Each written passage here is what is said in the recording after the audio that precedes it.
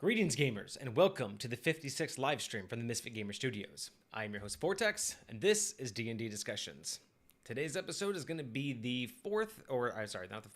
Today's episode is going to be the final chapter in the Origins of High Point series, where I'm going to finally discuss the witnesses of the Cataclysm, the event that brought Zenith to High Point and basically kind of kicked off everything as part of my setting, which was basically, if you guys remember from my previous series, and if you haven't, you can check that out on YouTube at Misfit Gamer Studios Live, where we have all of our previous live streams.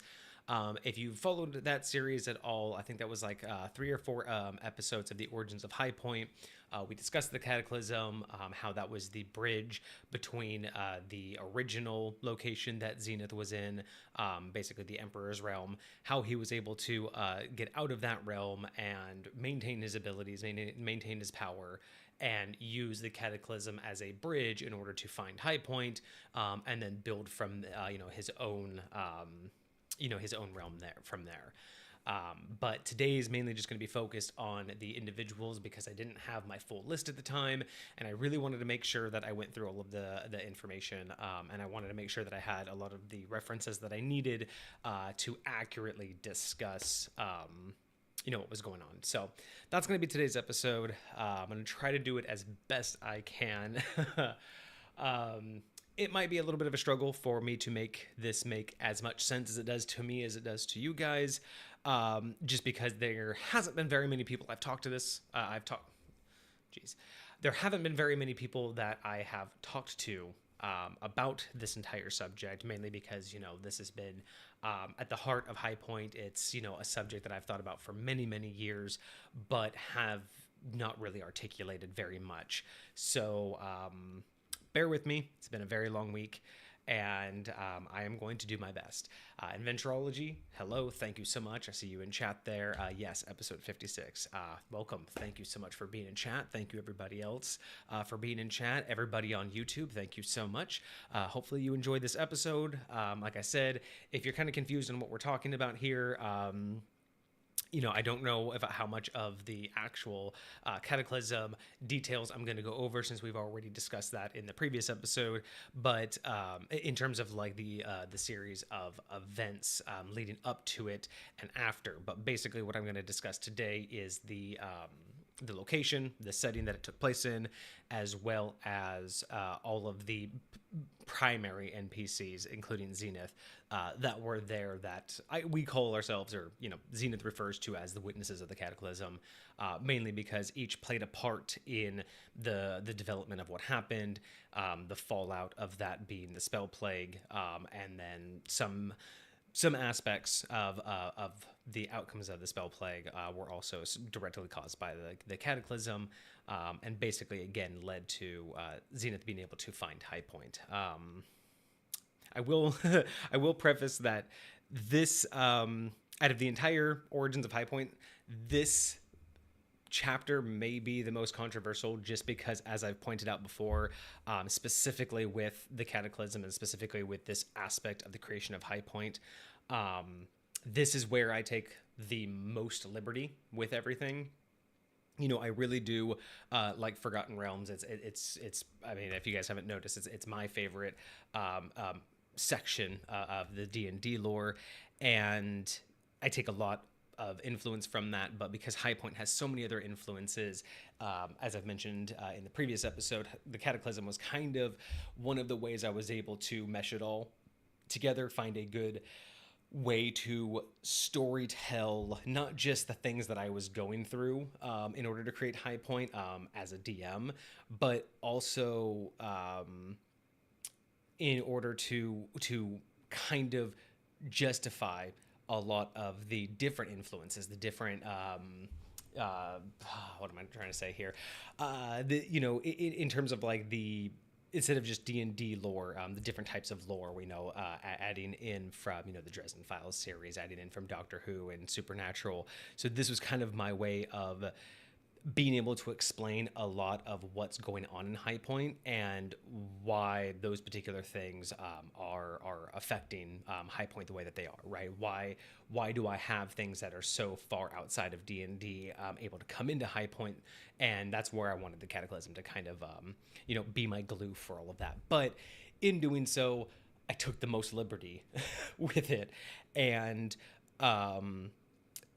that might just be why it is most controversial, because a lot of the just decisions I've made and a lot of the things that I had to do, or not had to do, but a lot of the creative choices that I made may not sit well with everybody. But again, this is, not necessarily meant to be a recreation of the D&D lore. This is, my usage of the D&D lore as I know it, as I have learned it, and as I have played it, and how I wanted to involve that lore in my own creation. And because I didn't want to basically create something from scratch, I didn't want to create something, completely from the ground up that was, my own brand. I didn't want High Point to be my own TTRPG. I wanted to play D&D. I just wanted my own setting. I wanted my own characters, and I wanted kind of the freedom to do what I wanted to do. So this is where, breaking a lot of the continuity, as some people might say. It's one thing I tried not to do, especially in a lot of my representation of the other D&D lore that I've used in High Point. But like I said, when we get into this, with certain aspects, I tried my best previously not to really affect a lot of standardized lore with High Point. But yeah, again, I think it might just be controversial because some people may just, I think there's a lot of people who just don't like changing or really messing with what's written. Like, they don't mind you adding on to it or doing, like subcategories of things. But basically what I'm doing in this will be essentially changing, it would be changing some of the continuity issues. But my representation of that, again, because I also have a heavy influence from the Doctor Who universe, the idea of certain creatures, certain entities, certain, high level, gods and other, primordial type entities, being able to understand the severity of having too much knowledge, having futuristic knowledge and knowing how to not use that, and knowing, basically how to withhold that information from themselves. So I think I'm already getting off track here, and that's one thing I'm gonna have to try not to do in this episode, just because, again, I'm already gonna be challenged, because today's gonna be a challenge to just be live streaming, but I have to try to convey my story, like my changes and why I chose to do what I did, as best I can. But yeah, anyway, we will get right into that in here in a minute. I just have to kind of get mentally prepared, but glad to see people are in chat. Eventually, yeah, I swear I can speak today. I swear. Adventurology, thank you so much. Glad that I can just kind of be your accompaniment while you're doing stuff. Diggity Dog, glad to see you. Good to be back as well. Well, happy Friday. I hope your week was well. I hope you have a good weekend coming up. All right, let me get my notes here and we will kind of start. So, again, if you haven't seen the previous episodes, excuse me one second.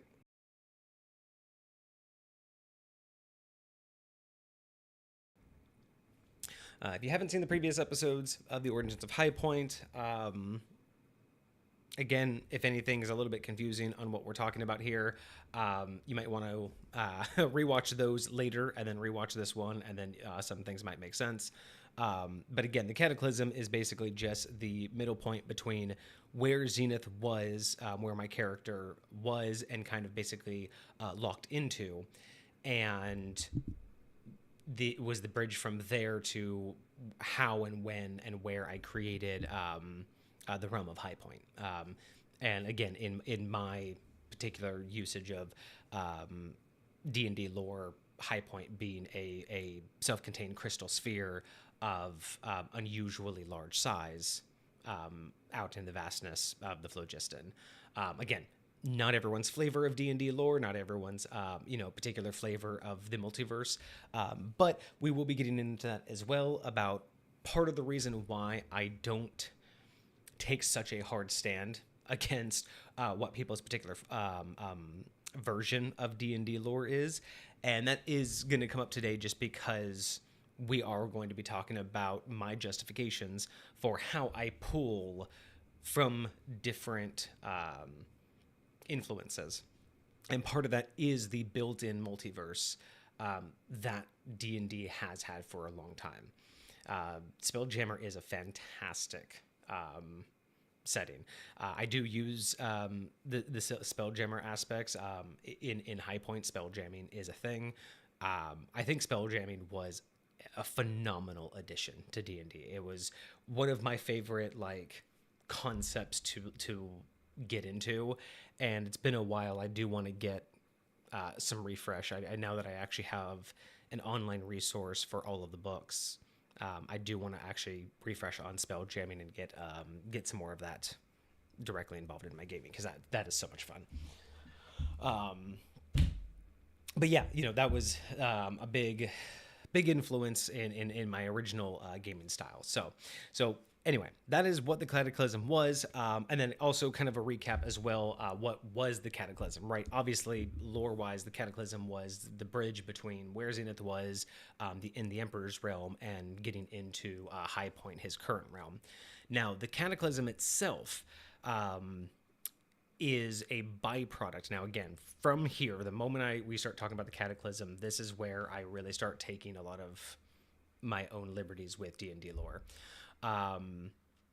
But when it comes down to the Cataclysm, that event, the actual Cataclysm itself, is the byproduct of when Shar and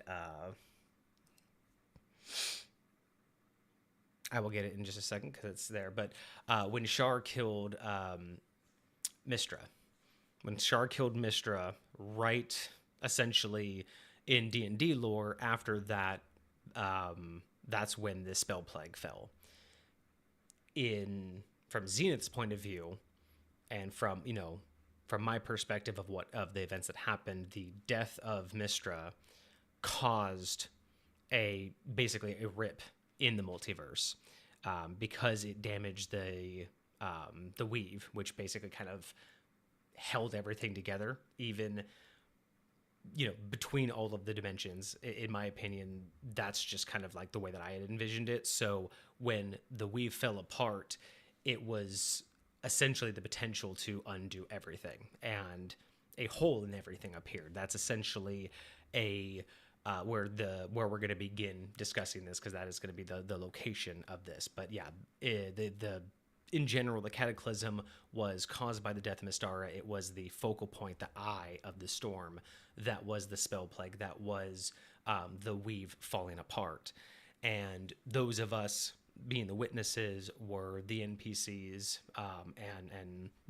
they were NPCs in Zenith, and basically the various gods and deities, and other notable figures from their universes who either stumbled upon the Cataclysm, similar to the way Zenith did, the way I described it previously in the episode, or in the previous episode. Others were called to it. Others noticed it, and were obviously their attention was drawn to it. But for whatever reason, many showed up. Many couldn't survive here. Basically, the reason why this is so difficult sometimes to organize exactly how I want to say all this. The NPC list essentially isn't the only people that were there. It's just my consolidated list of the most notable figures that were there. Obviously, this is going to be one of those situations where I think the way I described it to Kage previously was, if you think about the way I envision why it's this succinct of a list of NPCs and witnesses, is because imagine if you've seen the Marvel movie Endgame, right, where at the final battle, when the two forces are facing off, Avengers versus Thanos, and all the portals open, right? All of the notable figures are coming in, but for the most part, the notable Avengers, you know, the main people. And then there's everybody else, which great on both sides. There's a lot going on, but for the most part, what's going on in the background is there for the, in the movie aspect, it's there for the entertainment. But unlike having to talk about all of those individual pieces, this is going to just be more of the top level. These are the people that basically really handled everything. And the various others were either just, mortals that couldn't survive. So they were basically brought here and almost, essentially just lost. And then others were just deities of various levels that either helped, didn't help, or tried to go against this whole, basically go against us fixing the whole situation. But in the end, this list is just the succinct list of NPCs that Zenith interacted with that worked towards creating a solution that, in essence, caused the spell plague, but that was a byproduct of fixing the collapse of everything. And I know that sounds really arrogant to try to say that Zenith was basically the savior of the multiverse, and ironically, I've never really thought of it that way, except for now that I'm saying it out loud, as it sounds kind of arrogant to say that, yeah, Zenith, my God, was, the savior of everything and everybody owes it. But it wasn't so much. I've never really thought of it so much as that's how important he is.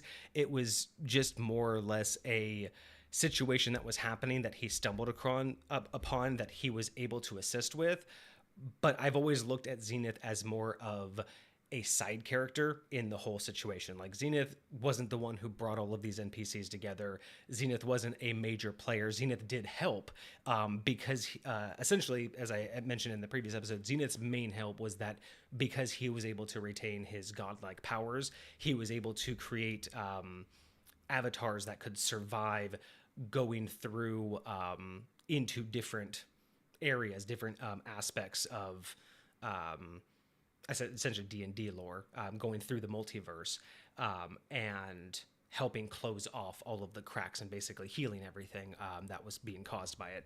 That was really his big contribution. For the most part, I use him going there as the way to get out of where he was, get to where he is. And it also, as you'll see as we go through, each one of the people that he met, or most of the people that he met, helped him learn something to then that formulated how he was going to run High Point. So I realized that I didn't really, that was in the previous episode, but yeah, I've never really looked at it as, Zenith should be praised for having saved the multiverse. It was more like, wrong place, right time.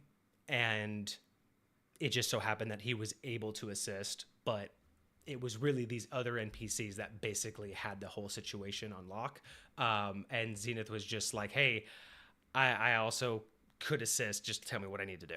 But yeah, I should preface with that because I don't want this to end up being, something that's not. Because again, most of these NPCs, as you'll see, are way more important and had way more to do with what happened.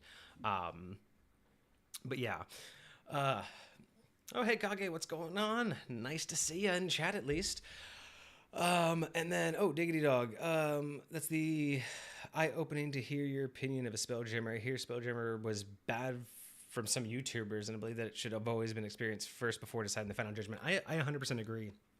I mean, I try not to make such hard judgments on anything that I haven't tried. If I haven't at least dug a lot into it, gotten multiple perspectives, and looked in, at least tried to do as best I can second to actually playing it. But I gotta say, I was really lucky. If you haven't seen my introduction episode, talking about my history with gaming, I was very, very lucky. My first DM, basically if I ever refer to my DM, it's basically talking about my very first DM that I played with for 8 years. I think. I don't know. But I was very, very lucky because of his experience and his background with D&D and how much I was able to play with him and his gamers, and just the vast amount of experience, the player base that he had. I mean, in his games alone, I've probably played with over a dozen people probably close to like 24 people in like probably 9 different major gaming sessions. And that's over many years. He was he was all about large, large campaigns, large, like you basically stick with your character until it dies or until you're done with it, kind of thing. Really big influence on me in terms of how to run games. And it was just very beneficial because I got to try a lot. I mean, he's the one who introduced me. Basically, he had all of the materials. We played the chainmail rules. We've played the first edition rules. It was really interesting because he was able to. Well, he had implemented all of that into his setting in different and unique ways that allowed us as players to dabble in a lot of different things. And then whenever we found something really interesting, we were able to kind of dive full speed because he had that kind of transition. So as I said, I count myself very lucky for the experiences that I was able to get, just because it really fueled me in order to broaden my horizons and be more open to seeing how many different ways there are to play D&D, just because of how broad he was able to play. So yeah, that was really cool. But yeah, I highly suggest it. If you haven't tried it yet, Spelljammer, even if you don't like the rule sets, it's just a cool concept. What they did with it was just fascinating. I loved it. But yeah, so back to the Cataclysm. So, like I said, Zenith is more of a side character. He stumbled across the situation and was just able to basically, be nice and helpful. So, I guess what we'll start with is the location of the Cataclysm.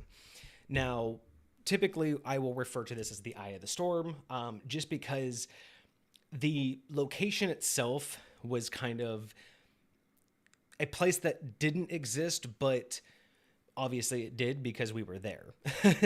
And essentially, I mean that in the sense that it wasn't in a known location because it was in a place that hadn't previously existed until the moment the Cataclysm started. Basically, it was like standing in the torn fabric of reality, but it was also because it was in the location of it was basically what I like to consider it as the intersection of everything. It was it tore a hole in reality, but instead of going into a void or into nothingness, that Eye of the Storm was kind of a whirlwind of the intersection of everything. And another way to look at that too is looking at looking over at some of the D&D lore.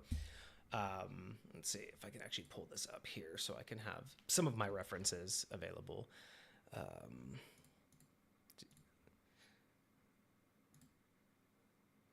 Are you gonna show? Oh, there we go. So this is one of the harder parts to kind of put into words. But when I think of what ended up happening is because it was the intersection of kind of everything, especially when you look back at how the planes actually worked, because they actually had a cosmological map, and there were aspects where planes of existence had overlap and had boundaries, and they all existed in a multi-dimensional, beyond 3-dimensional space. And so this hole essentially both ripped a hole through everything, but also ripped a hole into everything. And the way that I got inspired by this, or inspired to do this, was when reading about the elemental planes of Limbo and elemental chaos. And one of the big inspirations for, again, using D&D lore to push my narrative and push my storyline was that looking back at the ever-changing chaos of Limbo, and it was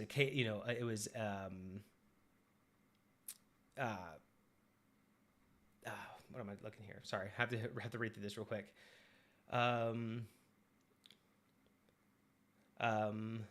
Yes, so in the lore of Limbo was actually lost. to the plane of elemental chaos during the spell plague. And so using that as kind of a pushing off point, when I thought about where this should be, I kind of liked the idea that us fixing the crack, right? Us fixing the cataclysm and the fallout of that being the spell plague, but basically being the everything mending itself after almost basically evaporating into nothingness. I kind of liked the idea that that's actually what ended up happening. But in order to explain that, the idea was that this eye of the storm, this intersection of everything, is where limbo and elemental chaos finally touched. They always had, existed in the same space, but this allowed that area where they touched to destabilize. And that's kind of essentially, in my mind, if you were to think about where the intersection of everything is, that intersection of where limbo and elemental chaos met, and then that tearing a hole there into basically everything else, all of the other planes of existence.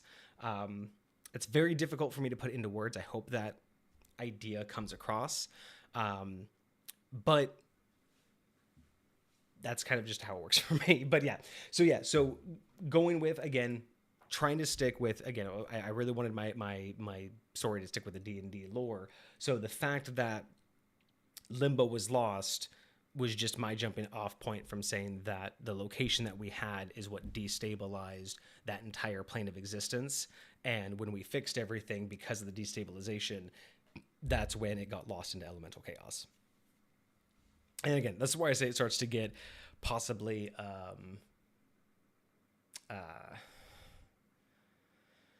man, it has been a long week. I got this, guys.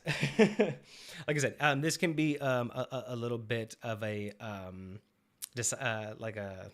touchy point for people, just because, like I said, I'm going to be changing a little bit of the lore like this. But I totally understand that. This is just a personalized alteration in order for me to justify high point. Take that for what you will.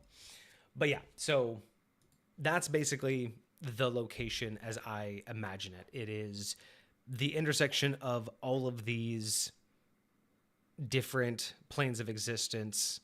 And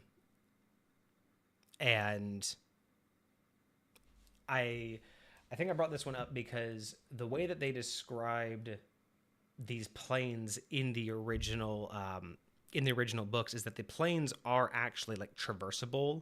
They just don't operate on a lot of the same concepts as like the mortal plane does. So do with that what you will. Trying to explain how I've always envisioned the Cataclysm was never something I ever tried to attempt. So I don't really know how else, other than to tell you how I've based the setting. How to visualize that is kind of one of those things I would leave up to the person who hears the story, because it isn't something I'm sure I can even fully like explain on a visual. Did those planes ever return to normal afterwards? So as far as I know, Limbo never did. Limbo was lost during the spell plague, and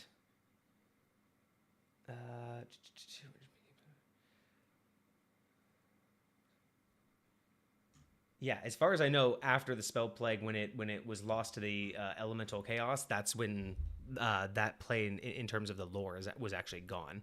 I don't know if they brought that back later, like towards 5th edition or towards the end of Forgotten Realms, but I'm pretty sure, at least within the Forgotten Realms chronological timeline, Limbo is officially lost.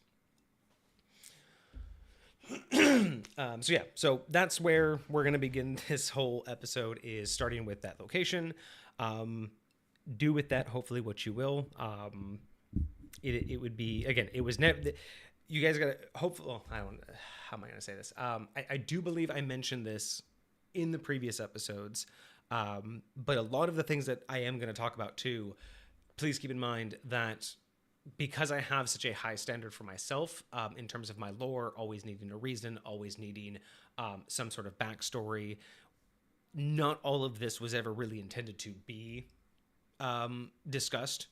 A lot of this was just for my own storyline, and to help me make benchmarks and make markers to where I can keep continuity, and again to where I could self justify a lot of the influences.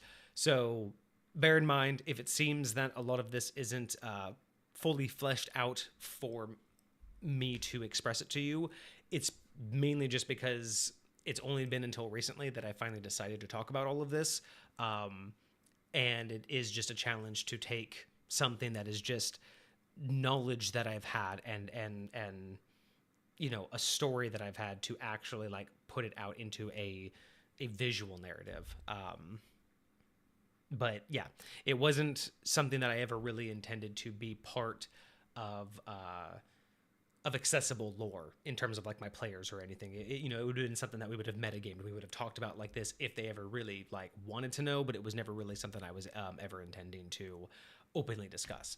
So again, if it seems like I'm a little bit here and there with it, it's because I've had a long week and I'm trying to stay focused, but it is also just because it's a lot of information that I've developed over many years and just never really intended to put it all out in one succinct discussion like this. So bear with me, guys. But yeah, so that is where we are. That is essentially where the Cataclysm took place. It ripped a hole right through the center of everything, destabilized where Limbo and the elemental plane of chaos, or the plane of elemental chaos, touched. That's why Limbo was lost after the fact, and the location was essentially the intersection of everything. And that's where we'll start off. And then we'll get into the NPCs. Okay, so in terms of the witnesses, we have a couple different categories. We have three main categories of witnesses that we're going to discuss. We have 11 from the D&D Pantheon, or at least the D&D lore set. These are the ones that have been most notable for me, either through gameplay, through all of my research when I was looking into all of the various the various books and online, just going through various articles, reading all about the different lore sets. Either that these people or these NPCs have either played through my history and was really influenced by their story, or they were the ones that made the most sense to essentially do what I needed them to do for all of this to kind of come through, especially since considering I'm using the Forgotten Realms lore set for this. These were the ones that best made sense for it. So there are 11 from the D&D Pantheon, 6 from the other plane pantheons.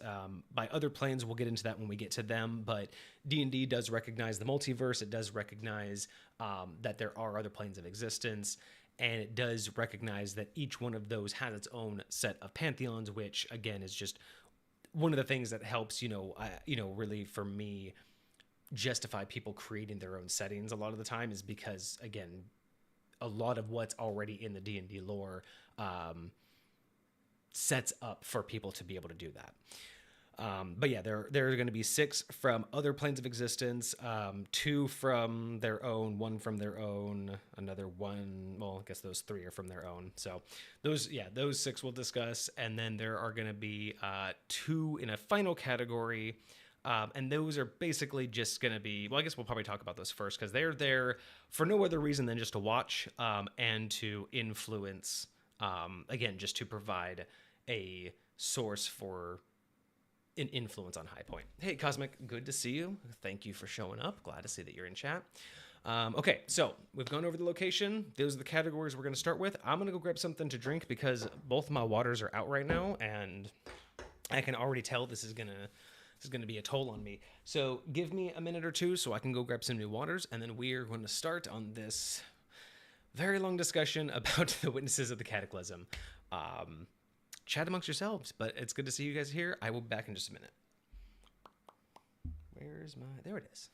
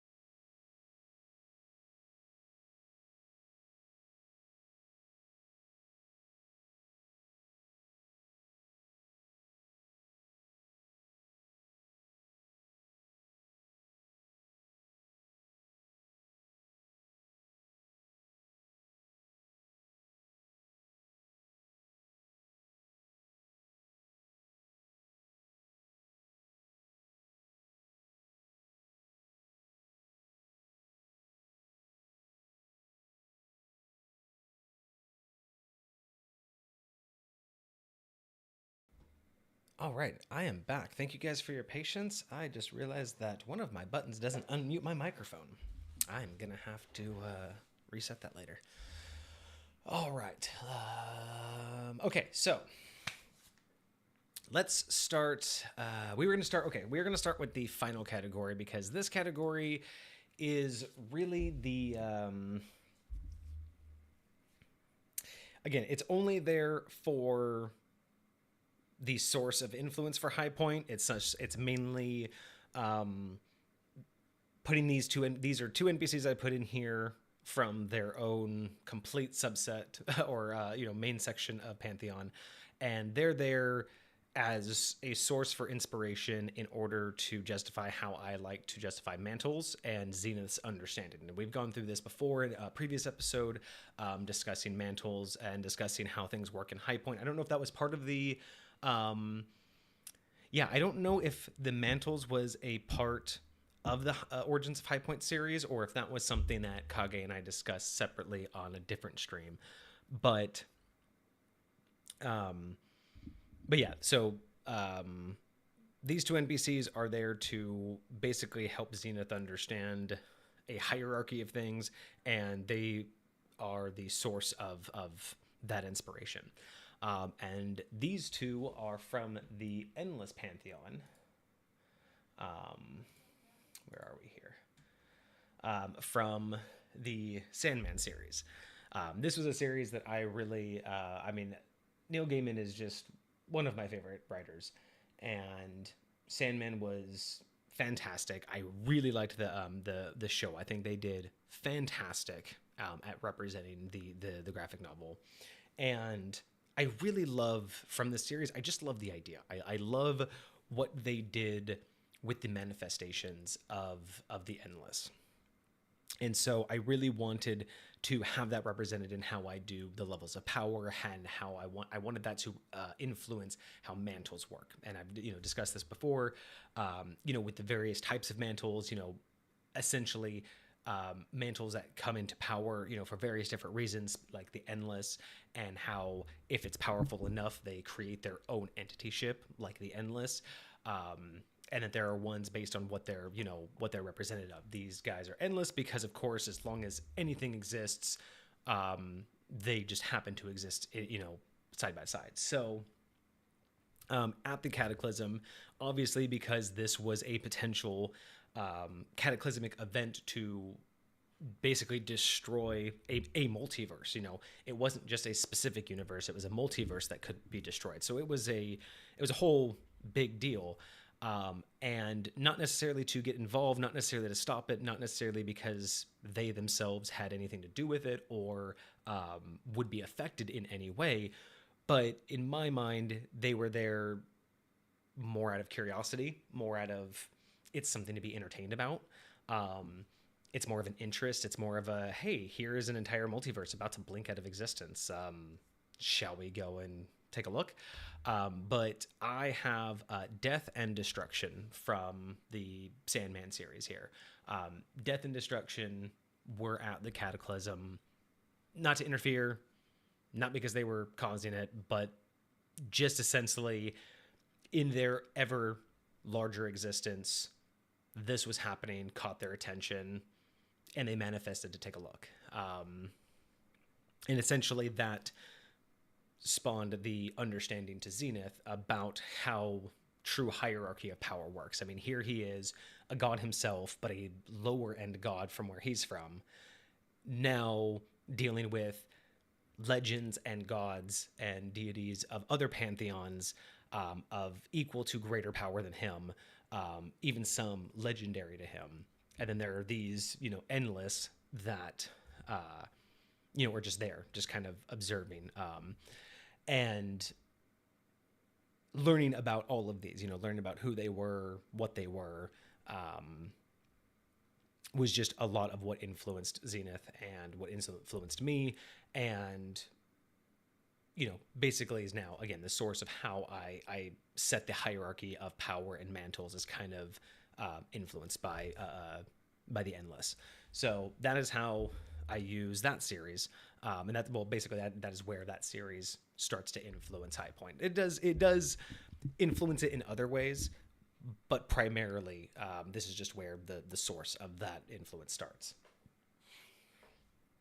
But like I said, for the most part, Death and Destruction were there, didn't really interact with much, didn't really talk to us, didn't really do anything. They were just presences. They were just entities that were just ever present, watching just to see what would happen. And that's basically all I had written for them. But yeah, I do. Let's see.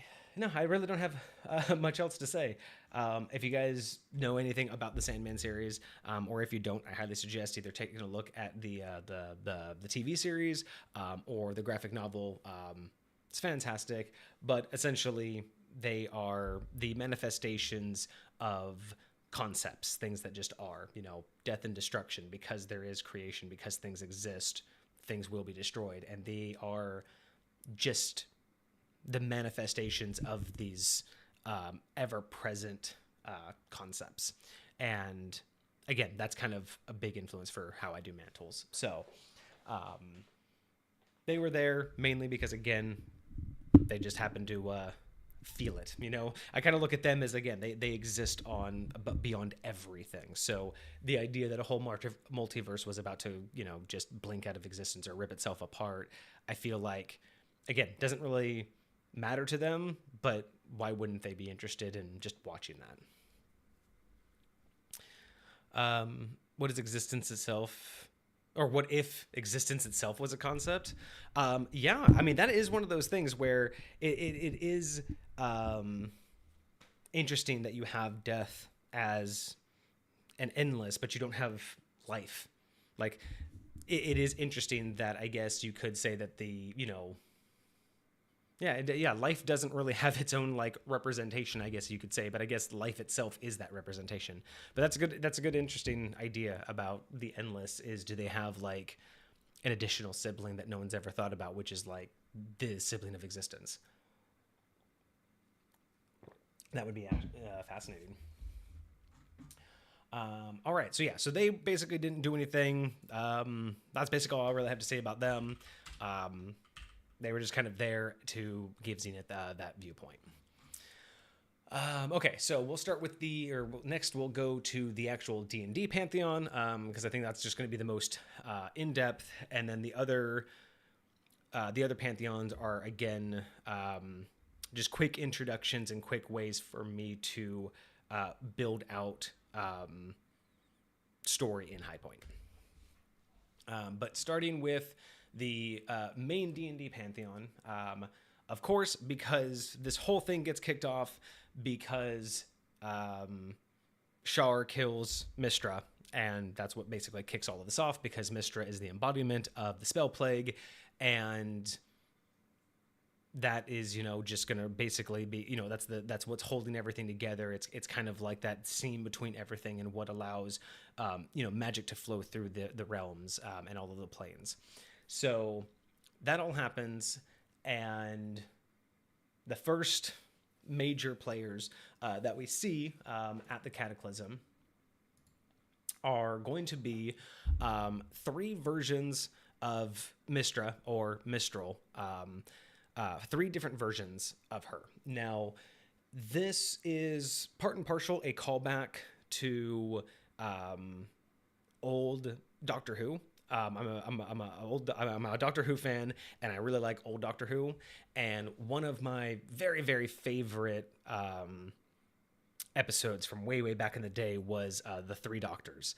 And it was I think it was either the first 3 or the second, the third, and the 4th Doctor all got together in an episode and actually had to interact with each other. But they've done this multiple times throughout the series. They've even done it more recently, where they've had multiple Doctors interact with each other. And I think it's a fantastic concept. And it's just something that I thought was fun and unique, and I wanted to add into the story, but I wanted to make sure it made sense.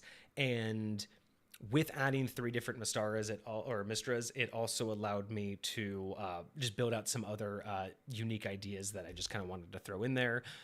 Again, this is where not all of these are necessary. Not all of these were necessary to make High Point. But again, it's just kind of where my creative mind went to in order to not just explain High Point, But some of the things I had to do, or some of the things, the choices I made, were also just to explain the fact that I wanted to have three Mistras there. I wanted to do that as kind of my own nod to Doctor Who, and I had to also find ways to explain and unexplain like what ended up happening. So the first version, the first Mistra we see is also the first. So because it is Mistra, because it is like the end of all things, and I like to look at magic as not linear. Same thing as I don't look at time as linear. So the Cataclysm didn't just rip a hole in all of the current planes of existence. It was a hole through everything, space and time and dimension. So the fact that this was the spell plague itself unraveling through all time. The first Mistral, the first embodiment of the weave, would essentially be there. Of course, she's going to be called because this is essentially her unraveling from the future, from her perspective. So my justification for that was, of course, she is, regardless of what time frame you're in, she is the origin. She is the initial, she is going to be the initial and the essential essence of the weave. And therefore, at its complete unraveling through all time, she's essentially basically pulled into this moment, and, because it's essentially going to tear her apart as well. And then additionally, with Mistral being there, there's also the fourth version was there, which is Mistra. And I'll go through a small, quick little recap. But Mistral has had multiple versions. All of her subsequent versions were Mistra. So you had the original Mistral, who at one point ended up having to sacrifice herself in order, I forget why, off the top of my head, but she ended up having to sacrifice herself.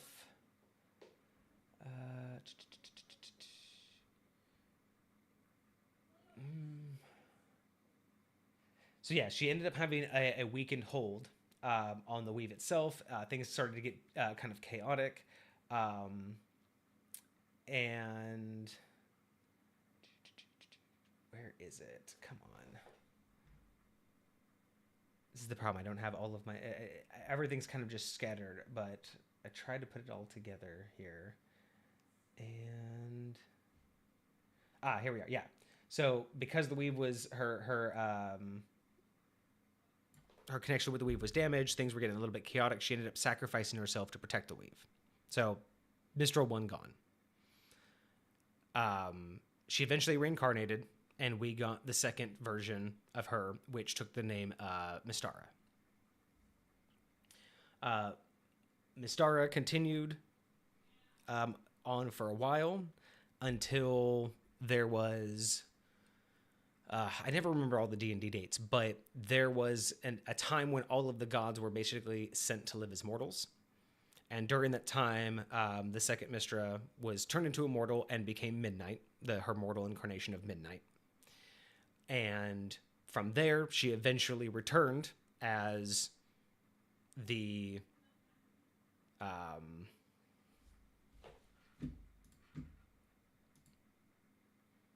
yes, so second one became mortal, which became Midnight. She eventually came back as Mystra, as the third Mystra. And she was the one that was murdered by Shar. So Midnight became the third incarnation of Mystra as the goddess. That one was murdered by Shar, which is what caused the Cataclysm. So here at the Cataclysm, we have Mistral, which is the first, and Mystra, the fourth, which is essentially her second. So as the Cataclysm again rips from where Mystra died, it rips in both directions of time, which pulled the first Mystra and the next, or the first Mistral and the next Mystra into this time frame. So again, where you're getting kind of, again, where I'm taking the idea from the three doctors. So you have the first, the next, and then you have another incarnation that arrived and introduced herself as Mystara. And this is not part of D&D Pantheon. This is where I really take off on my own reins. Now, Mystara is a game setting in D&D. It's a very, very old one. It is not the first, but quick little rundown of D&D history. Blackmoor was the original D&D setting. Blackmoor was like OG original D&D setting. Greyhawk was technically the first published D&D setting, but back in the 70s, I believe, when they were working on it, Blackmoor was the very first.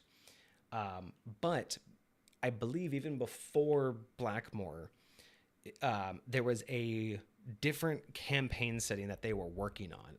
They originally used to call it the original D&D. It was the campaign setting that they kind of started way back in the day. It was like, I think early 70s, they started doing this kind of like unnamed campaign. And after they had Blackmoor, they kind of reinvented this, what they called OD&D. They kind of reinvented it, tightened it up, polished it a little bit, and called it Mystara. And it was its own game setting. It was its own planet, kind of like Tamriel and Torel and all of that. And eventually, it even has, where was it?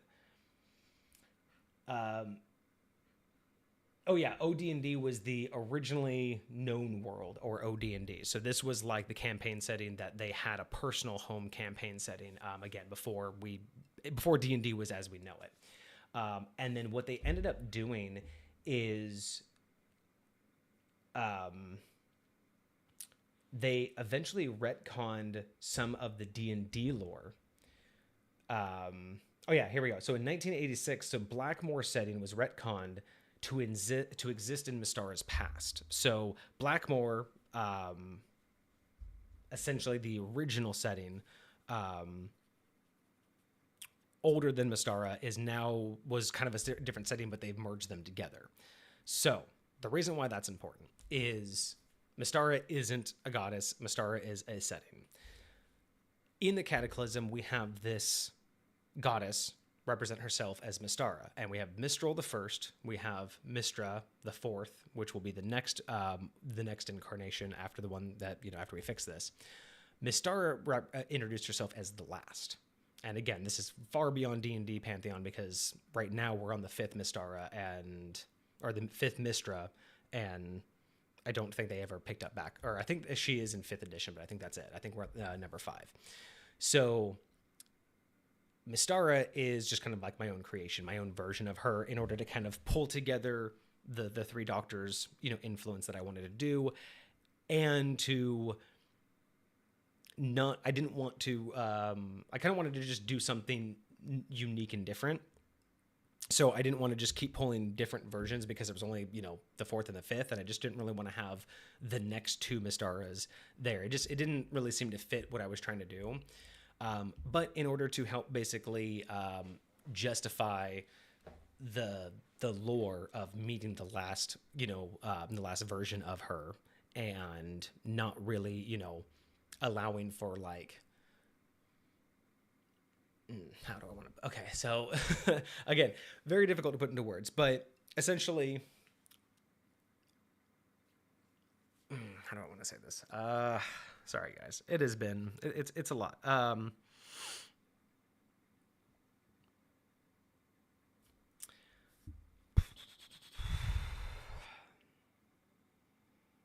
Okay, so let me start back with, we have Mistral the first. We have Mystra the 4th, which will be the next. Mystara represents herself as the last. And I did this for a couple different reasons. It helped me justify some of the larger implications, and it helped, in my opinion, it helped me justify some of the larger implications. But it did present a problem, because when we fixed everything and everyone was supposed to go back to where they were, technically there is no future for this Mystara. There's nowhere for her to go. So what I ended up writing for myself, hugely changing D&D lore, but again, innocently. It doesn't actually change anything. Because the last version of her, Mystara, didn't have anywhere to go due to the events of the Cataclysm, she decided that in order to, maintain everything, in order to make sure that, something like this wouldn't happen again, and to make sure that because she can't go forward and she doesn't want to, go out of her own timeline and mess anything up, what she ended up doing was she decided to go into hibernation. And in order to do that hibernation, she went as far back in time as she could. And I got part of that inspiration because when they did the retcon to put Blackmore in its past, and Blackmore being like one of the oldest versions, one of the oldest campaigns ever done in D&D, I liked the idea of Mystara, the final version, essentially having to hibernate in their own area. So she goes as far back as she can, essentially in what is Blackmore's future, and essentially goes into hibernation by turning herself into a planet and basically the far reaches of everything. And her idea was, she will manifest into the last version of the Weave when she's needed. And with that, it kind of falls into, basically it would just fall right into the rest of the Mystara campaign setting. The reason why this one's a little bit difficult, and the reason why I did it this way, is because technically Mystara, the campaign setting, isn't connected at all to Forgotten Realms. Neither is Blackmore. Those are, just like 5th edition's campaign setting is not 3.5's campaign setting, and none of those are Pathfinder. All of these are, completely different universes in the multiverse. So part of the reason why I did this is to get the 3 Doctor aspect, but I also wanted to have my own version of how the multiverse works. And this was one of the ways, again, for High Point to represent and justify how I'm going to split up how the multiverse, how dimensions and planes work in my version and in my setting. So take that with, take from that what you will. It wasn't necessary to create a whole new version and do all of that. It's just something that I wanted to do. Because I know that, again, when I did all of this, a lot of this wasn't really necessary. It wasn't going to really be for the players. It was just mainly for me. But telling this story to myself even just allows me to keep continuity for other things that I do. Now, granted, one could say, what do you mean continuity? You can barely tell the story. But it's more about what these things represent and less about the specifics of what happened. So if that makes sense, great. And if it doesn't... that's all right. I don't mind this being one of my least favorite episodes. Hello. Good morning. Good morning, Germany. How are you? Is it, I guess it would be Saturday for you. How's your Saturday? Hopefully it's going good. Hopefully you have a good weekend ahead of you. But yeah, essentially we have 3 versions of Mistral, and all of them there, obviously for the sake of trying to hold the Weave together, their presence being one of the reasons why the Weave didn't just completely collapse and rip everything apart. Them being there was one of the reasons why the Weave itself and the Cataclysm was able to manifest in a location, just as they are manifestations of the Weave. It's, all of them from multiple different time frames being able to, in a sense, stabilize something that's extremely unstable. Still 5:30 a.m. Everyone's sleeping. It's 5:30 a.m. Wow. Are you getting up for work already? Is that why you're up so early, or are you just used to getting up this early? But yeah. So those are the 3 versions of her that are there. They'll all go back to their own time frames, except for Mystara, who will, go off and basically create her own setting and hibernate for when she's ready. Moving on from there, let's see. We have... So the next 2 NPCs I have put input here as representations of, again, the various D&D lores. I felt that with something so epic as the Cataclysm, with something so major in terms of, tearing asunder everything that was, created, I felt like that was going to get a lot of people's attention. Some people are just going to be here because they found their way like me, but there are some people who, are going to do everything they can to protect what is. So the next two people that we have joining us are essentially people who have a vested interest in making sure that this doesn't happen. So first we have Asgaroth, or Asgaroth, however you want to pronounce that, or Ao, or Lo. Lo, sorry. Ao is the other one that I have up here. They're out of order. Ao is here. So, I guess we were talking about Asgaroth first. So, Asgaroth, being the most commonly known in the Outer Planes, is a dragon deity, and some attribute him to being the creator of the multiverse and of dragonkind. So, I kind of liked that idea of how D&D and different lore sections created their pantheons and who created what. So I liked the idea of taking some of the more powerful some of the more powerful and notable deities that would, obviously be quite aware that something's about to, tear all of existence, and basically just undo everything that they've ever done. So Asgaroth coming in, basically creator of the multiverse, or his influence, his section of the multiverse. Obviously, he wants to protect that. And hand in hand, Lord Ao, the Overgod, which was also seen as, the essentially the creator of, which one was this? Was this Torel? So with those two kind of being hand in hand as seen as some of the highest rated deities in the Forgotten Realms D&D pantheon, I felt that it would be good to represent them.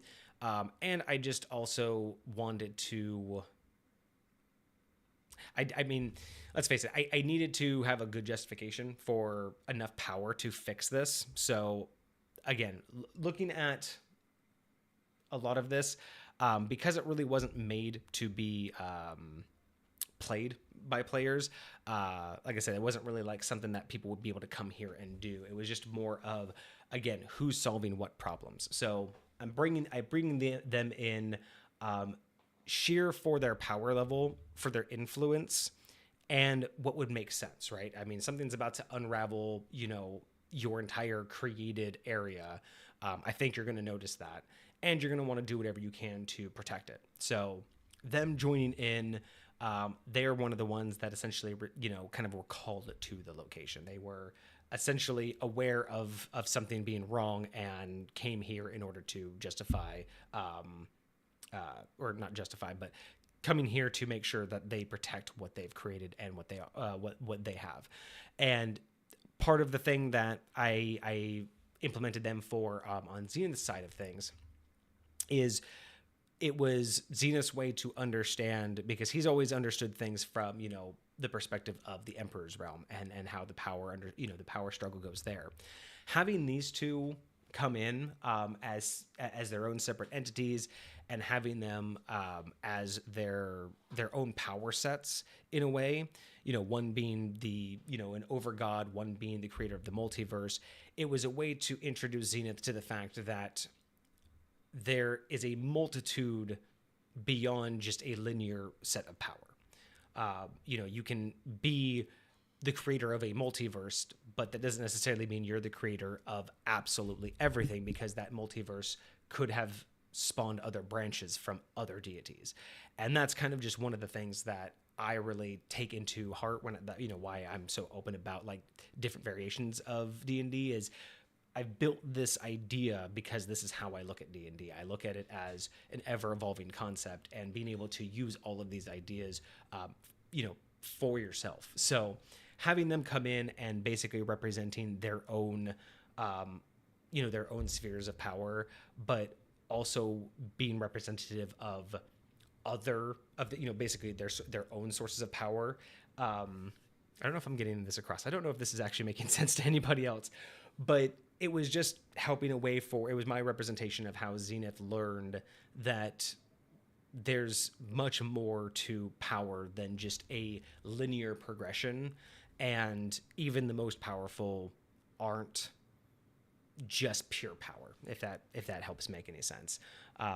Again, it's better as a concept in terms of what influences how High Point works than it does a full out explanation of an event.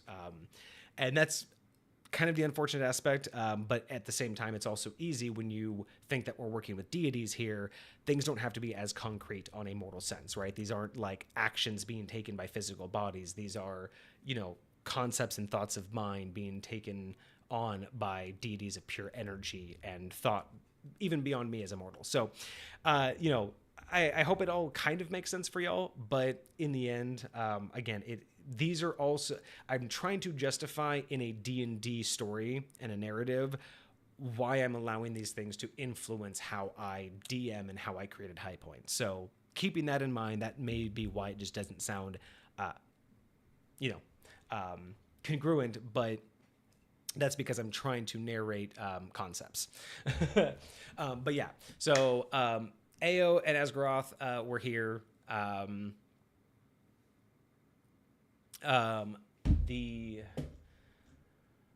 have a note here that I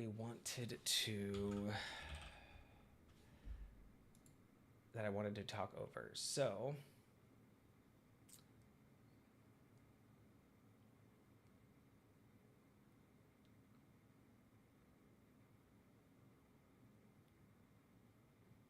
okay, no. So I have the wrong note here. Excuse me, guys. Sorry about that.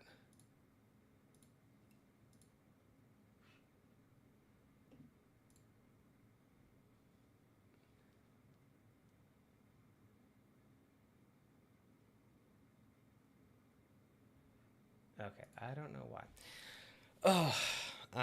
My notes are all over the place. Sorry about this, guys. I'm reading off a set of notes that I've tried to do my best to put in a readable order, but not all of the notes are perfect. So, but yeah, so they were there obviously to figure out what was going on, try to solve everything, and in the end, it was both of them who actually came up with the solution. So, regardless of again, they're there to be the influences that I need to justify what I do in High Point and how I DM.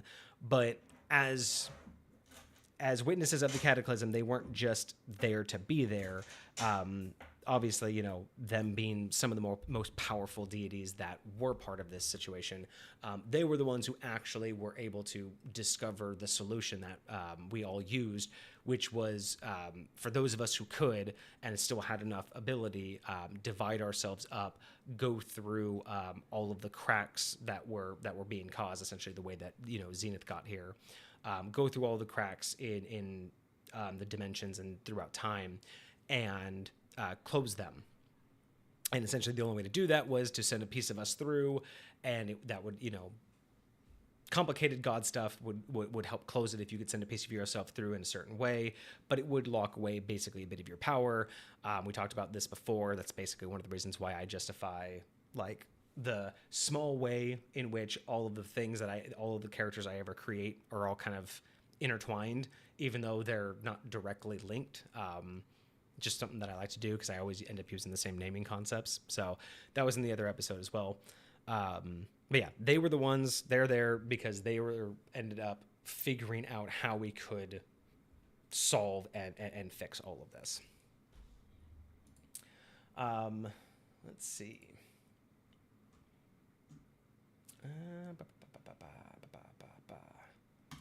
All right, so I guess the next two that we could talk about are going to be are Shar and Sloon. So Shar, of course, was ended up going after Mistra, and actually it was the reason why all of this started. So as that ended up happening, Sloon because the oh god, I keep going out of order. So Char was there because after killing Mistra and all of this falling out, she thought she was going to be able to take her place. Didn't end up working, and she was ended up being weakened because it was also killing Mistra also weakened the Shadow Weave, which is what Char was connected to. So being weakened,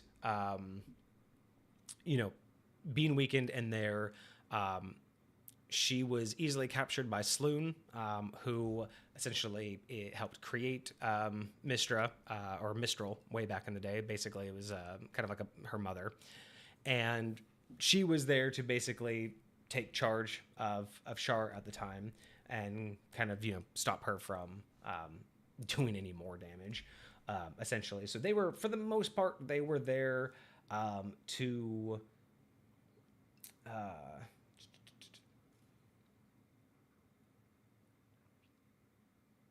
sorry, I have another note here. Why do my notes keep putting me to places that I don't need? Oh yeah, so that's what I need. So yeah, so Char was there, basically just by proxy because she was there at the event. She, did the murdering. Saloon ended up showing up after the death in order to, and then captured her. But Char wasn't completely useless because obviously she didn't want everything to be blinked out of existence. That wasn't her intent. She wanted to get her power back because she was weakened due to the Shadow Weave being weakened as well. So as part of the D&D lore, as you can see with, part of the spell plague, at one point they even said that Char combined the plane of the shadow with the remnant death energy of the negative energy plane to create the Shadowfell. And that was part, so I'm using, so again, that was part of D&D lore, is what she did during the spell plague in order for her to protect herself. But this was part and partial what I've taken as what was done during the Cataclysm, in order, as that was kind of her part to essentially undo what she had done. So of course, she wasn't sorry for what she had done in terms of, killing Mistra, but in her mind, it wasn't to undo everything. So taking what, they've already written and just kind of putting that back into the Cataclysm is just, again, kind of my way of trying to keep that continuity. Same things happened in the storyline. I'm just slightly alternate for my narrative, slightly altering when exactly those things happened. I love that dancing emoji. It's so funny. But yeah, so Char and Sloan were there. Basically, together, they were able to work together to combine the Shadow Plane, make the Shadowfell. And part of that was to stabilize things, so basically buying us time. So everything everybody did was either to help fix it or to buy us time while the rest of us were doing the fixes that AO and Asgaroth had mentioned. So Char and Sloan were there. The next one. So the next one is actually one that I'm actually kind of proud of. It was one of my more interesting ones to think about, because as I started expanding my idea of what this Cataclysm would do, what the Shadow Plague was meaning for, what the idea of the Shadow Plague meant, just for the pantheon, or not the pantheon, but the lore of D&D and how things worked. I'm really big on the phlogiston and crystal spheres, so I was really thinking about what would this do to all of that stability, right? We're already talking about losing, whole planes of existence. So one thing that I was thinking about is, because we know based off of D&D lore that the crystal spheres, although we don't know how or where, but we do know that they're magical, and we do know that you can create, or you can manipulate them with magic. So one of the biggest fears, of course, in my mind was, well, if, the weave is all of the magical connections, what does that mean for the crystal spheres? Does that mean that the crystal spheres could essentially destabilize and let phlogiston into wild space? And what would that be? So I started thinking about that, and then I was like, okay, so whose attention is that gonna cause, right? I mean, we're already talking about a multiverse collapse, which is why AO and Asgaroth are there. We're talking about the collapse of the weave itself, which is why all three Mistrals are there. Shar and Saloon are there just by kind of like by proxy, but they also have, things to be done. So I started thinking, I started looking through all of the, as I was going through all the lore, I'm always keeping an eye out for different things. And I'm like, how do you, whose job is it to worry about the crystal spheres, right? So one thing I came across and started to look into was a lot of the lore about crystal spheres and kind of some of the stuff that I didn't even know a lot about. And a couple years ago, I started reading about. I came across the Wanderers, and though they were fascinating because the Wanderers were essentially a mysterious group of hundreds of thousands of creatures belonging to sentient humanoid species that inhabited realm space.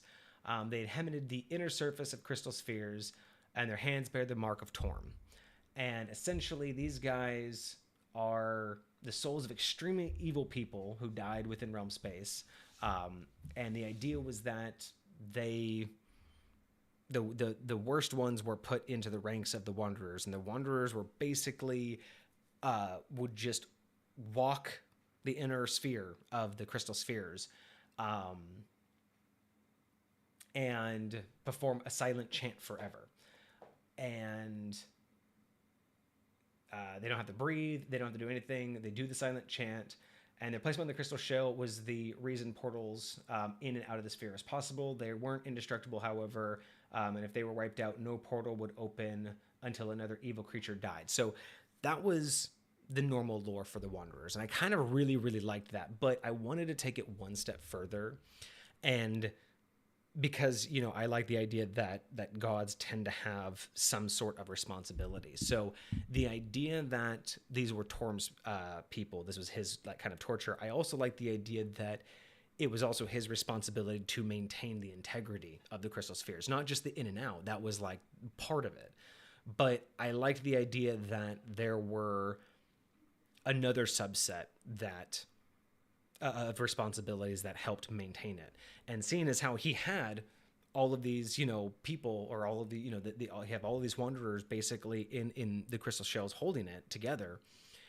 I took that idea and said, okay, so at this Cataclysm, because there's a worry about what would happen to this crystal spheres deteriorating, we have the NPC that I created this NPC called the Wanderer. And he basically had all of the same characteristics, but just was obviously not just a soulless individual or just a soul. He was obviously a more powerful individual, but his attention was drawn here due to the Cataclysm potentially taking down crystal spheres. And his whole job was to basically also buy us time, but in the aspect of, he was also helping buy us time in the way of keeping the crystal spheres strong against fading. So basically all of the gods, because most of us were gods. I was a special occasion or a special exception for the moment, but most of the gods involved had followers. They had still connection to their power source. So in order for us to maintain and do what we needed to do, all of those crystal spheres, all of their areas that they, reside in, needed to be maintained. Otherwise, they would, their followers would instantly die and they'd lose their powers. So that was his kind of position. Is the Wanderer was there to basically be a coordinated effort. He was essentially what we believed was a collection of all of the Wanderers. He was essentially just a manifestation of their collective consciousness.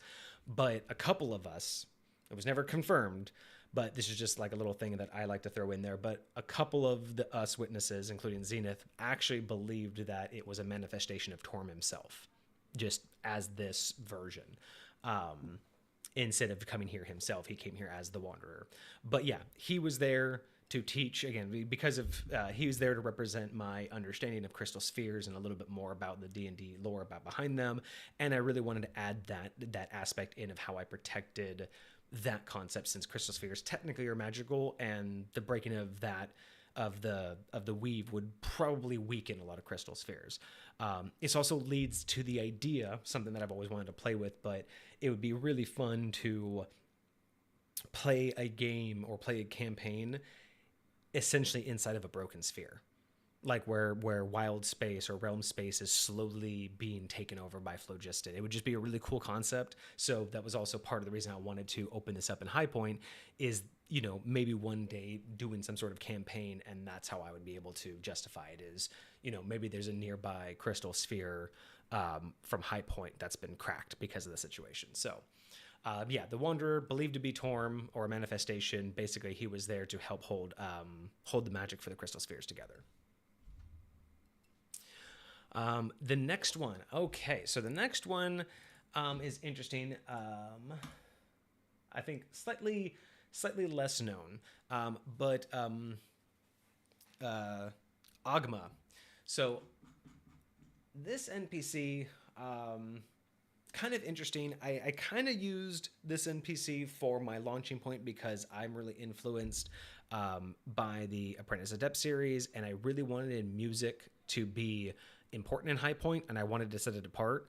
So I needed more. I needed a way to have Zenith learn more about music and more about its influence and with the weave and its power. So in comes this deity, which is basically god of knowledge, but also patron of bards. So really there to help Zenith understand the power of magic. I used him to basically his abilities, his using magic and music and magic to help slow the decay of the weave while we were working, and basically through him taught Zenith about music's connection to magic, why it's so important, why it's so integral, which is also how I explain why High Point is so different between this and the connection to the Apprentice Adept series, and how I have the anomaly. Basically, that was just all piled onto why Zenith understood magic to be, or music to be, such a high form of magic. And then what I also like is going back again, looking at why I chose some of these people wasn't just because he was a bard too, but going into his lore. One thing that I found really interesting too is he had this interesting personality because he was basically he had the burden to choose which ideas would fade out or be kept if someone passed or died, and he would basically be able to have the understanding of what needed to be understood, or what needed to be known. So he had to choose which ideas and thoughts would spread and which would fade away with their creator. So it was his responsibility to kind of not a muse to help someone create an idea, but the muse of the spreading of knowledge, right? Because he was the god of knowledge. And this was kind of it weighed on him, because he has to make sure that, everything's in balance. And then he, so he had a certain kind of more of a cautious personality with it. And then after the spell plague, I do like how they write in that after the spell plague that something changed in him, where he, even though he was still the judge of ideas and innovations, choosing which would be remembered and forgotten, he started after the spell plague, after the Cataclysm, he had a new approach to where, regardless of consequences, he thrived on ideas that were new, unique, and progressive.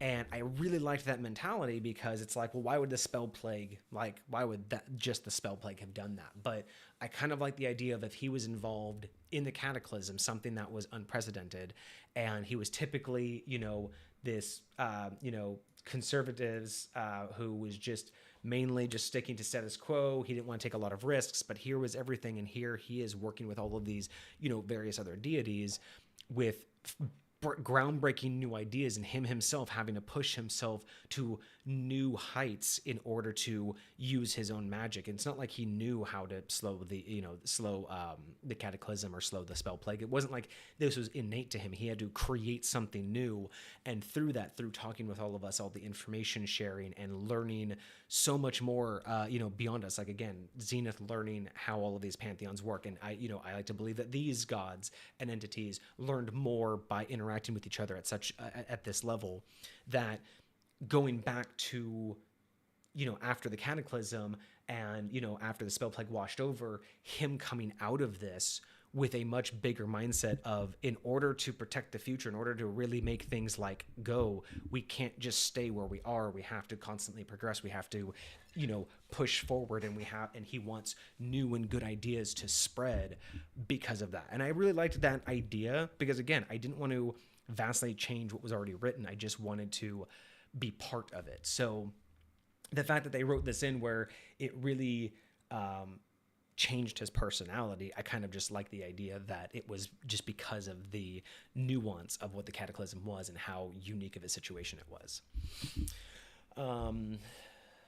But yeah, so definitely helped with the influence of music in High Point as well. Next major NPC we have here is, let's see, we have Yurgle. And I really kind of just had him in here mainly as another D&D reference, kind of like the Endless, in the sense of him being the Lord of Death, or Lord of the Dead, Lord of the End of Everything, and one of the original gods of death before he actually walked away from the situation.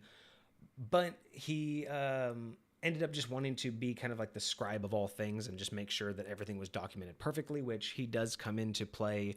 Well, he himself doesn't come into play, but his concept does really come into play for High Point in terms of like documentation, because there is an archive, a sense of in High Point, basically like a godlike archive, and it was mainly influenced off of him. So that's part of the reason why I have him in here. And I also kind of threw it in here because he just wanted to make sure that he had the perfect orderly accounting of the fate of the world as it slowly sank into death. So his whole idea was, I'm just going to slowly do this. And here comes a situation, and he arrives because in his mind, this is much too early. This is not what his expectation was. So A, he was kind of concerned, but B, he wanted to make sure that there is a accurate telling of this. And as far as Zenith knows, outside of, all of our individual knowledge, he's the only one who actively like has something that he took away from the Cataclysm. But the idea of him wanting to be there to document it, but also being very concerned because it's not according to what he was expecting. And because I needed the influence for like this archive concept. That's essentially why he was there. Didn't do a whole lot for the situation, but he was there to make sure that we were kept on pace. And because we were dealing with a lot of issues with time being messed up, he was actually pivotal in making sure that certain things happened correctly, because he was the only one that, in a constant flowing state of time being disrupted and multiple timelines touching, he was the only one to kind of keep us in line and in direction some of the times, in order to know when, where, and what things were. So yeah, really cool NPC. I really liked adding him. Again, didn't do a whole lot of action, but was just kind of pivotal in getting us to move forward with that. And then the final D&D NPC that we have, this one is also a great one that I like. Wrong page. We have Denier. Denier is here for a couple different reasons. One, he is directly connected to Ogma because he was the scribe, and because he was highly involved in the metatext. Now, when in researching D&D and finding, stumbling across the concept of the metatext and everything, I was fascinated by it. Wanted to figure out how I wanted to add that into High Point. So part of the reason I threw Denier into the Witnesses is because he was directly related to the metatext, as well as being the scribe of Ogma. It kind of made sense that they would both arrive here, or at least be part of this. And what was also really interesting is, the concept of he taught Zenith about the metatext, about what it could unlock. The concept, it's basically, the essence of everything. If you could read and write the metatext, you basically had full manipulation of the world. And I've always liked to represent that as like, that's literally what they're talking about, is like the book. Like, they're literally talking about, like, in my opinion, this is the metatext. Like, if you had control of this, you literally write everything. But one thing I really also liked is in D&D lore specifically, this is what also I really liked, and one of the reasons why I chose him, is in D&D lore, his fate...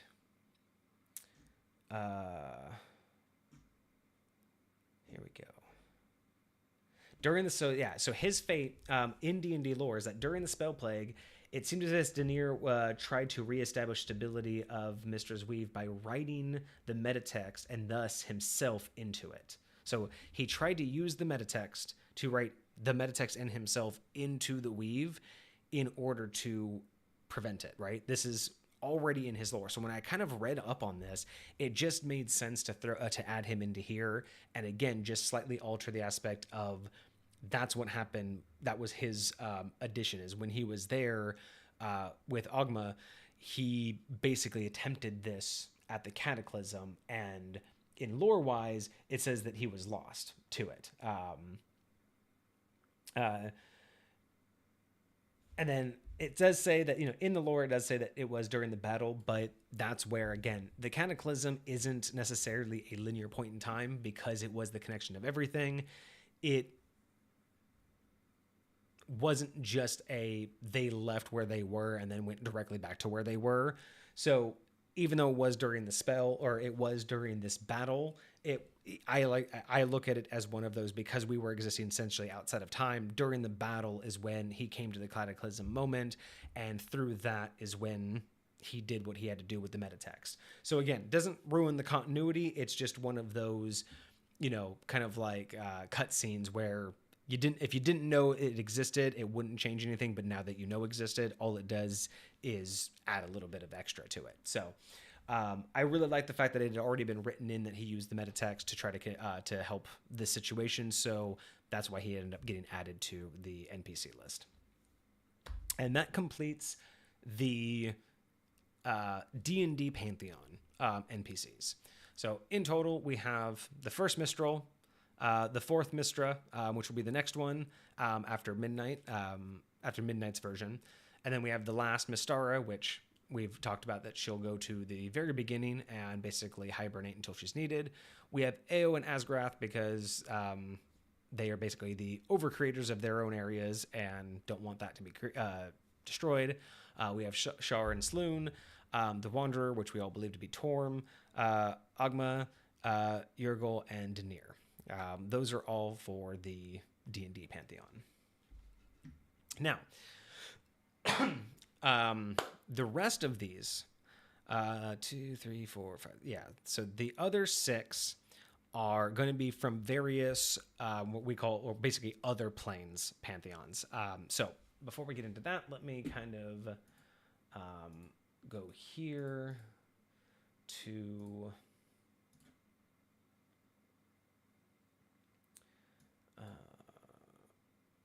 yes, cosmology. Okay, so just to kind of preface this next thing and how I justify pulling all of these references and all of these influences from these different pantheons and these different ideologies, is D&D already has it built in that within their cosmology, there is a multiverse of sorts. You have the prime material plane, which is originally just the Terrell gaming session or gaming setting. And you had a bunch of other, then eventually it grew. You have the world axis of cosmology, you have the world tree, you have the great wheel, all different ways to describe how all of these things work. I just like to look at it as it's just an ever-growing different variations or ever-growing layers of just different, of their own different universes, right? And where you reside in is just your space within, the grand scope of it all. But they do have it in here that within this multiverse, there are other places to justify like influence. They even do have Earth. Like our version of Earth is in the D&D Pantheon, basically largely cut off from most of the multiverse. And within the multiverse is, you know, whichever cosmology you want to kind of like look at. But, you know, I find it interesting that they've already written in the fact that technically Earth does exist in the D&D pantheon. And they also have the Olympian pantheon, which again is in its own. It's at the first layer of the outer planes, and there were some kinds called the Greek pantheon. So they all existed in their own thing, which is kind of interesting because I like to extrapolate this from being the concept of that these are all just different layers. They're all just different places, but they all exist in, you know, call it a fourth dimension, fifth dimension space that they all touch but don't touch. It makes sense that in a non-fantasy world like Earth, you have the influences but not the actual mechanics. You don't have the representation of the actual things, but you do have the influences, right? Dreams could be the only way that our world, Earth, interacts with the other ones, because it's the only time that we can, you know, cross over or something. So it's really cool that they already had these like little breadcrumbs to follow for that. But with that, we start with the Olympian pantheon, because the first two NPCs that are not part of D&D pantheon are going to be Zeus and Artemis. The reason I bring these in here, A, is to pull this very concept in, is to start bringing in influences from other pantheons. Also, Zeus in the Olympian pantheon is a very major, important aspect of High Point. And so I wanted this interaction to kind of be the launching pad for that. Again, not just understanding the different power levels of people with all of the D&D pantheons, but now meeting a god of a completely different understanding of existence. You know, not just within D&D pantheon, but this is someone and something from a completely different universe, so far beyond, you know, concept, that I really wanted to really nail that home, that, you know, Zenith understands that, and that kind of stuff does exist in High Point. And the reason why it's Zeus and Artemis, mainly because, of course, with the spell plague kind of breaching out and going into other universes, essentially, you know, Zeus is obviously going to be very interested in what's potentially threatening his, and Artemis is there. Essentially, it's I wrote it in as Artemis was with Zeus at the time, and so they were kind of like both there. But having Artemis there helps me. I added Artemis this early on in High Point because Zeus and Artemis do make appearances in High Point later down the road. It is one of the few connections that Zenith made here that will be continuing in the future, because he does reconnect with that pantheon, and Zeus and Artemis do show up in High Point. So Artemis being there is just a major plot point for things that happen in High Point throughout its history, and in its current state, actually. So Artemis is still around, and people can actually, that's one of the few influenced deities that can actually be interacted with in High Point. But mainly them two allowed me to understand that, and allowed Zenith to understand just how these universes and how these realms all connect, and how you can have the interaction between everything. Next on the list, from another D&D pantheon. This one is just a personal favorite of mine. Mainly, it is it's the major influence of how I deal with time in my realm. And of course, I just needed a way to represent that best. And what better way to do that than the Doctor? This is the only time I really take directly from that IP in terms of in High Point. I don't have the Doctor in High Point. He's not in my realm. I don't have a character or an NPC like that. This is the only time that I directly reference it in High Point, or at least in the development of High Point. But I do have him in there because Doctor Who is really a big influence on how I like to think about how time works, and how my players can interact with time. And I just thought that, you know, with the concept of the Cataclysm and things I've seen, you know, in Doctor Who, especially like when the TARDIS exploded and they had to reset the universe. I thought like something like that kind of running hand in hand would be really great. So yeah, the Doctor ended up being there, and from him, Zenith learned basically about time, dimension, and just got a broader understanding of how time actually flows through everything. So mainly just there to again set the stage for how I'm going to do things in High Point as a DM. Didn't really do much to help with the Cataclysm, other than just being really smart and helping AO and Asgroth, but didn't like do a whole physical lot because, well, TARDIS magic doesn't really work with D&D stuff. But yeah, so not a whole lot of Doctor Who universe connections, just mainly how I justified the launching point for dealing with time. And then the next big ones are all going to be from the same pantheon, or the same reference point. So the next three are all going to be major influences from the Dresden Files series. So I've talked to you guys about this before, how Dresden Files series, the book series, is a very big influence on how I look at magic, and how I approach how magic actually operates on a fundamental level in High Point. So I wanted to represent that, and again, what better way to do it during the Cataclysm? So the three major players that I took from the Dresden Files series to bring into this situation, the first one being Mab, of course. Now, this one's going to be, if you guys haven't watched this series, this one isn't going to be like it's not going to be like a plot twist or anything kind of like that. It's not going to be like a major spoiler, but if you haven't read through the whole series, I am going to say something that that you wouldn't find out until book 14. It is quite way into the series that you actually find this out, because there's a character. Well, I shouldn't say a character. Mab is in the book series way early.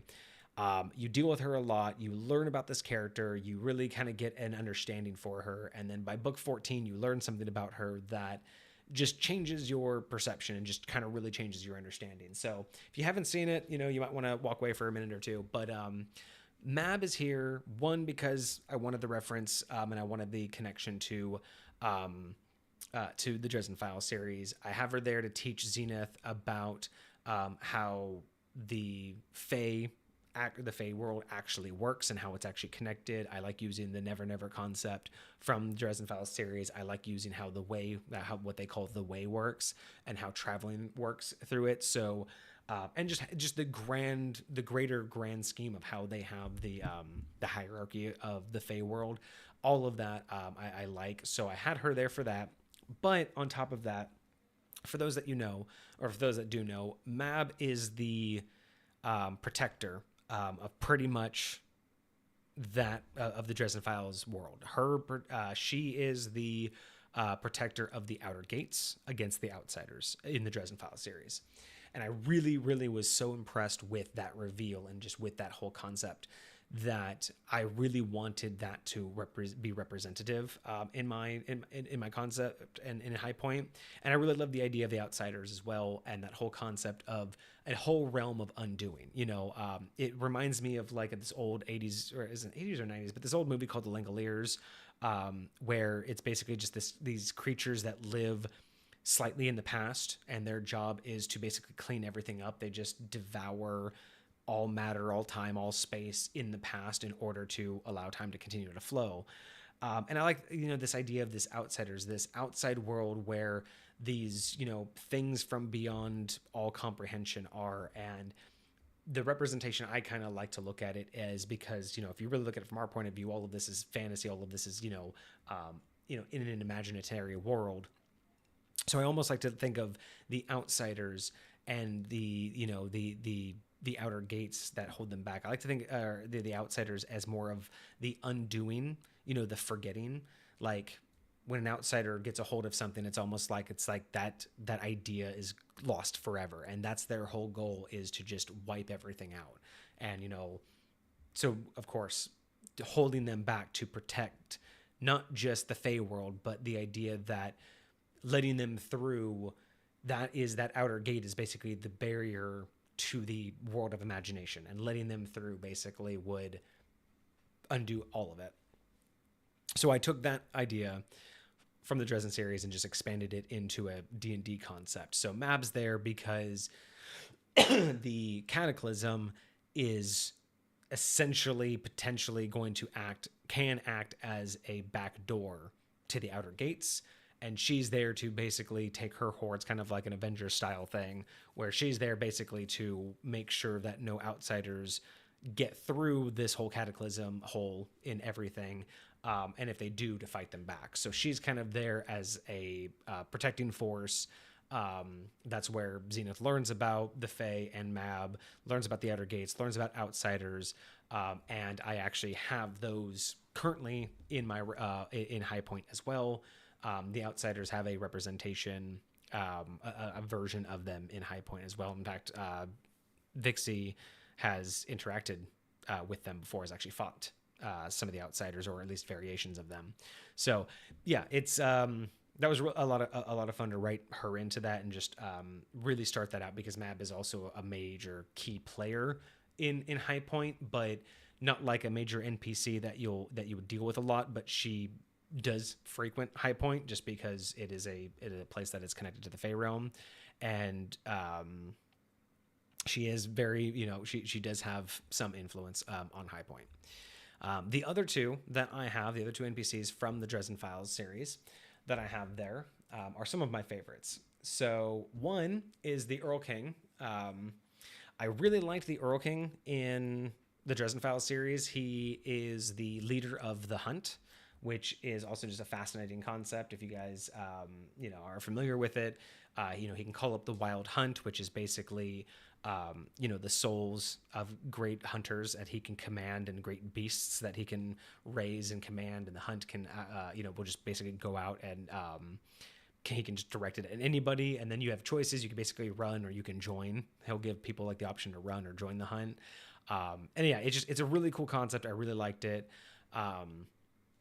And because the Earl King and the other NPC he's with are essentially kind of like almost considered, but aren't quite officially, but are basically considered like the kings of the Fey world, just as we have like Mab as one of the queens. He was essentially called here more or less as a protecting force. So he and the other king kind of, I don't want to call it a weakness, but they do have an allure when things are, they have a thing called a calling that, when something happens, they're kind of, what's the word I'm looking for? They're basically pushed towards going and doing something. So they ended up here because of the calling. And while not a lot is done by them, one of the reasons why I chose to have the Earl King here is not just because he was one of the kings of the courts, and not just because it made sense for him to be, to be summoned here. But this is one of the major plot points and major twists that I'm going to take my own creativity for the lore, is during the Cataclysm, because he kind of wasn't here on his own volition, but because he also didn't really have like the tool sets needed, he actually does die in the Cataclysm. The Earl King, as the Dresden Files series knows it, dies in the Cataclysm.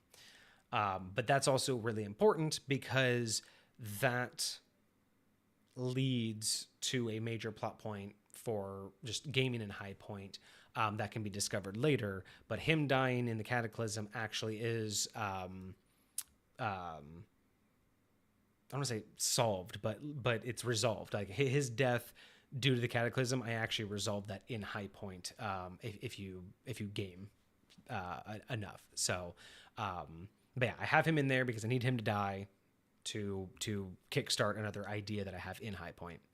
And then the other one, his buddy that he's with, the other king, is basically is Odin. In the Dresden Files, Odin holds a couple different mantles. He's the mantle of Odin. He's also just called Kringle, which is his main name. And during a certain time of year, he will go from Kringle to Santa. So he's Santa Claus, Odin, and Kringle. And basically he's just a very powerful deity. Another one of the kings of the he is I think Kringle is the Winter Court. I think he's the technically like he's the king of the Winter Court. Um, but yeah, so he was also sent there by the Calling. He isn't as important. He was just more or less called there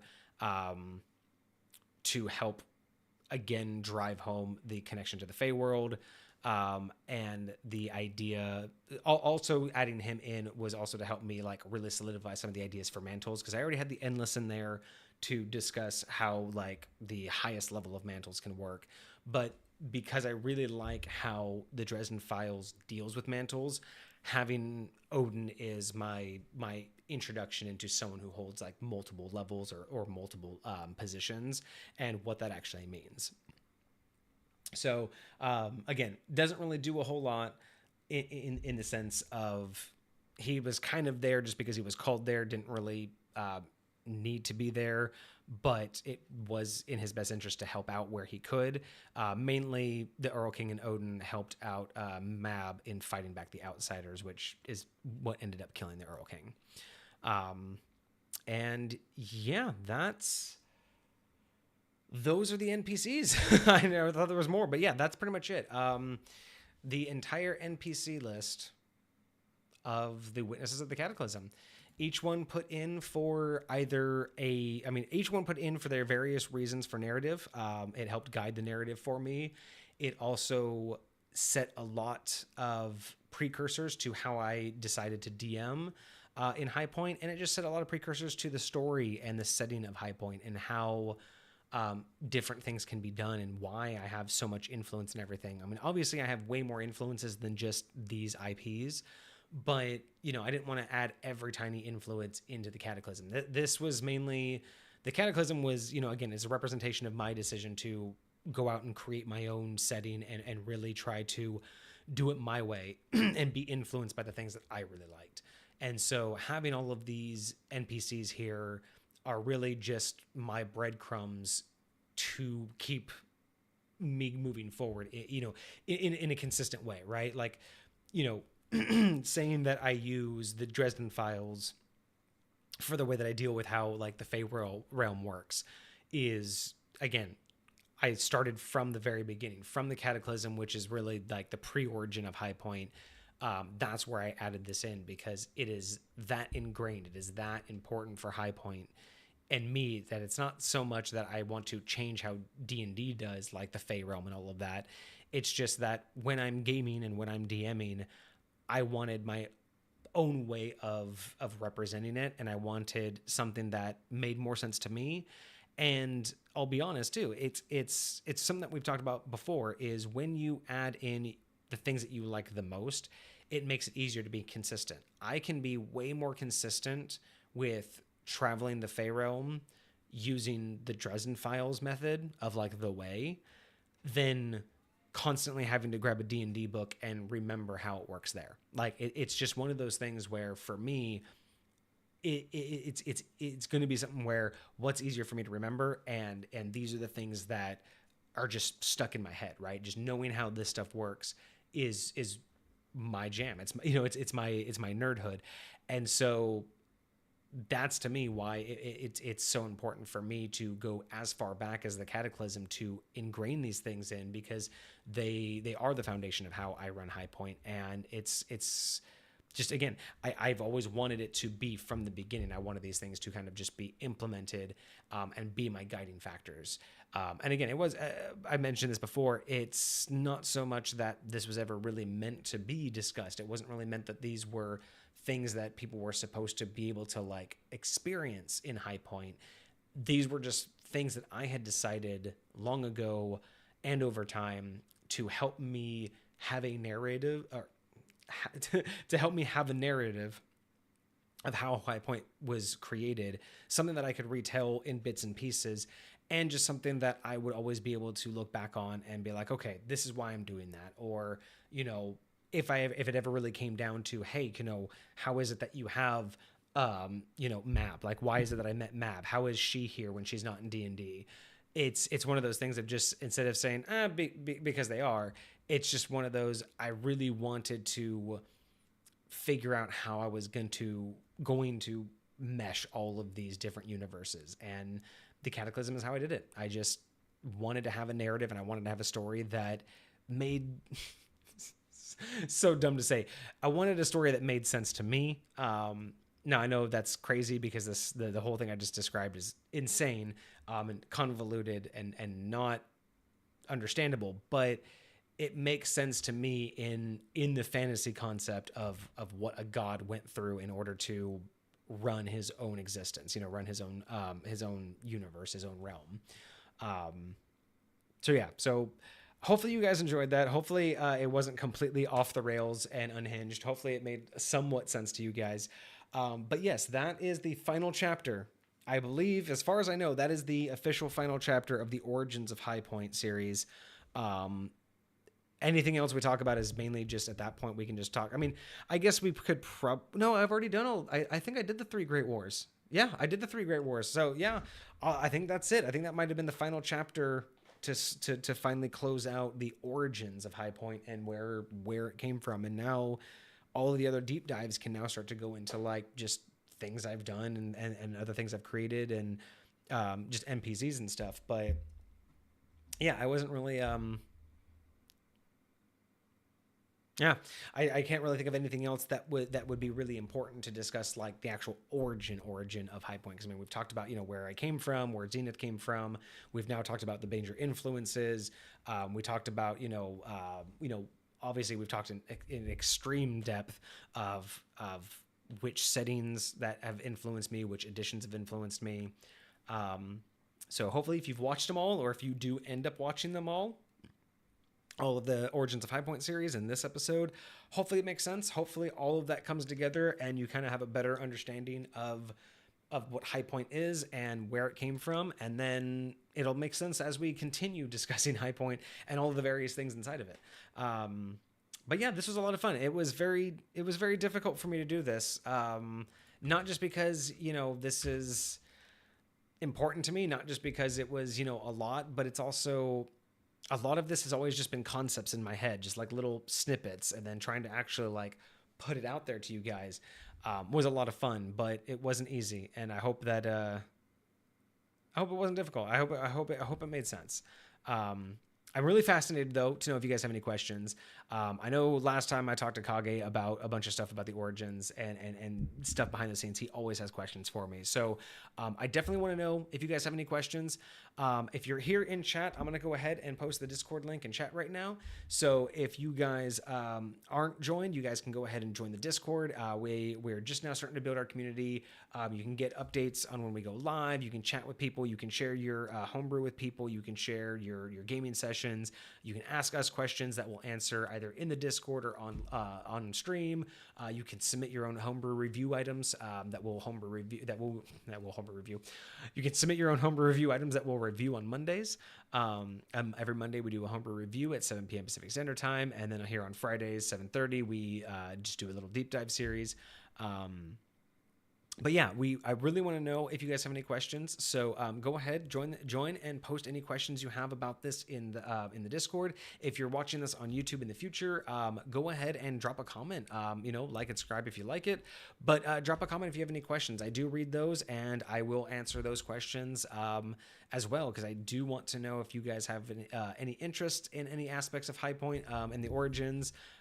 Or if you guys are just interested in how and when I put all of this together, why I did certain things. If I didn't go over them very well in this episode, let me know. But yeah, it was a lot of fun. I always like kind of just going back into the history of the things that I've done and the things that I've created. It's just, if I never expected it to really, be talked about, it may not come out perfectly, but I will try my best. But yeah, it was great. I hope you guys all had fun with me, and I'm really glad that you guys joined me. Thank you guys for chatting and hanging out in chat with me. It's been great. Hoilepa, I hope you have a great morning. I hope you have a good weekend ahead of you. I hope all of you had a great week. I hope it wasn't too bad. I know mine was pretty rough. I'm looking forward to the weekend. But I hope you guys have a great weekend this weekend. I hope you have some fun time off. I hope everything's great for you. I will be back on Monday, 7:30 or 7 o'clock Pacific Standard Time with Homebrew Review. And yeah, that's going to be me for tonight. Thank you guys again. It's been fantastic. Have a great weekend, guys. I will see you next week.